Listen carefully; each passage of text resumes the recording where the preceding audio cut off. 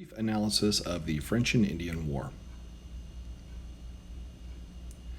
When we look at life before the Revolutionary War in the United States, or at this time North America, we find that there are many common players involved in a lot of incidents within the area, and how many times their squabbles that take place in North America do tend to transcend over into other parts of the world.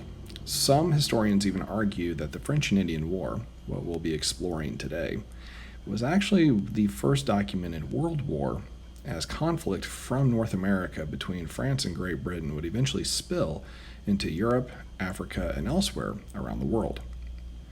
But for today, we're going to focus solely on its impact in North America. The French and Indian War consists of three major players: France, Great Britain, and the North American Native American nations.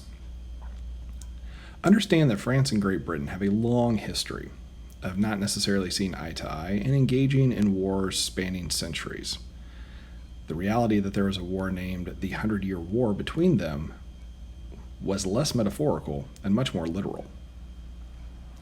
A lot of the conflict in the French and Indian War really takes place in what we refer to in modern day as like New York, Pennsylvania, Canada, and Nova Scotia being a part of Canada.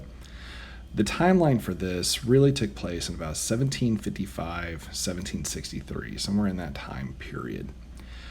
As I said, they have an old history of not getting along with one another. Both of them are major conquering nations in the world at this time. Really, when we look at the superpowers of the world during the 1700s, really we're going to see three primary prevalent countries come into play. We're going to see Great Britain, we're going to see France, and we're also going to see Spain, which we'll see later also in U.S. history. But understand at this point, Spain has already been inside Central America and really the southern part of Northern America as well, even spilling into North America and present-day Louisiana Purchase, so the region in the Midwest and the West and the Southwest. So they're there. Today we're focusing more on just France and England. They are both conquering nations in the sake of wanting to develop and wanting to build colonies. They are colonial countries. They have tried to literally and very, very seriously attempts to take over the world. A lot of that has to do with controlling trade. And by being able to control trade, they control economics. Controlling economics means controlling the world, which, interestingly enough, in 2020, we see the same thing playing out, just with different nations. Now, the French and Indian War was a direct result of three prior conflicts in Europe: the King William's War, Queen Anne's War, and King George's War. Now, I'll allow you to guess who these wars were named after. The French and Indian War would become the first war between the two to begin in North America. So these two countries, as I said, had been going at each other for years in Europe. This was the first time they're going to come face to face, really, inside North America. Now, both of them really had the same demand. If we're going to look at it in a very similar, simple context, they wanted land. They wanted to expand their global territory. The problem with England was they wanted to expand and they couldn't because France was in the way of being able to take over large swaths of land in North America. Now, Great Britain has expanded exponentially in North America this time. Nearly 1 million people live there that are considered loyal to Great Britain, including one young soldier by the name of George Washington, which we'll find comes into play many times in U.S. history. France didn't have nearly the same amount of people. However, they controlled a lot of the major waterways. So understand that France doesn't have the same manpower in North America, but they have control over the major transportation routes, which still gives them an incredible advantage. Eventually, they'll settle in forts along these waterways, and today we still see that. New Orleans, Louisiana is named after Orleans, France. St. Louis, Missouri is named in honor of King Louis. Louisville, Kentucky, technically the same way. Dubuque, Iowa is also founded by the French, as is Des Moines, the capital of Iowa.